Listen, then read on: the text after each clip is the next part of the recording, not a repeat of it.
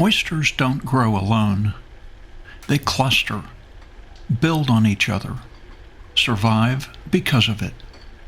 Standing here today, it's hard not to see the parallel. Hey, I'm Duncan. I explore South Carolina's backroads, hidden places, and the stories behind them.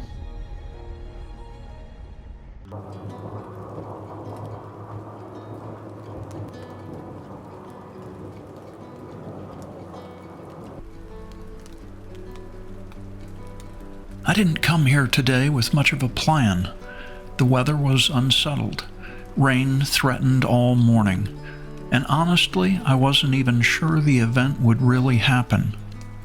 But sometimes that's exactly when you show up.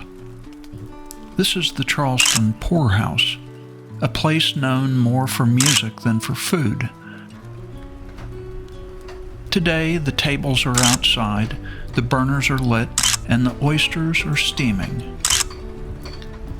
I ran into Josh down in McClellanville a couple of weeks ago working the docks, moving oysters the same way he does, quietly, efficiently, without much fuss. Today he's here instead. Different setting, same work. There's something grounding about watching someone doing a job they know well, even when everything around them feels uncertain.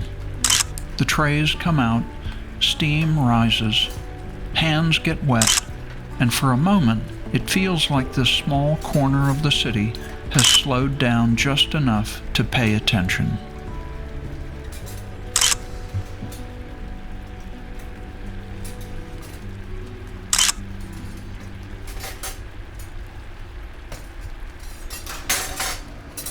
When the oysters hit the table, there's no ceremony. They're dumped out in piles, hot, heavy, alive with heat.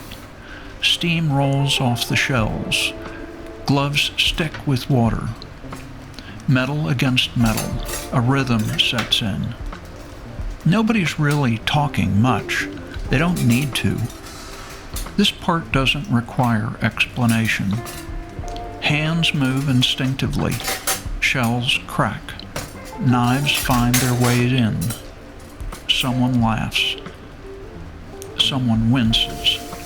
Someone figures it out. It's messy, it's imperfect, and it's exactly how it's supposed to be. These aren't oysters served on ice, perfectly spaced on white plates. These are oysters meant to be shared, passed down the table, eaten standing up, sauce dripping onto paper towels. Outside, the ground is damp. The air smells like rain and brine and steam. People huddle closer without thinking about it. And even with only a handful of folks here, there's a sense that something real is happening. Not because of the turnout, but because of the connection.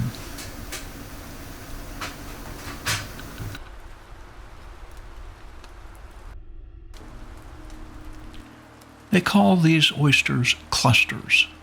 Instead of growing alone, they form in tight interconnected groups. Shells fuse together over time. Clusters are stronger, more resilient, harder to break apart. In the wild, that matters. Clusters help protect shorelines. They filter the water. They create shelter for other life. They don't survive by standing alone. And standing here today, watching people gather around a simple table, it's hard not to see the parallel. Josh once told me these are his favorite kinds of events. Not because of the oysters, but because he gets to see who they're for, where they end up, who eats them, who gathers around them. That connection, from the water to the dock to the table, it matters. Places like McClellanville understand this instinctively. Small communities, shaped by tides and time, where people depend on one another, whether they say it out loud or not. Clusters aren't just how oysters grow. They're how communities hold together. Sometimes loosely, sometimes under pressure, sometimes without even realizing it, but stronger because of it. As the afternoon fades, the steam thins, the trays empty, and people drift back into their own lives. What's left isn't just the memory of good food. It's the reminder that most meaningful connections are often the quiet ones, formed not by spectacle, but by simply showing up.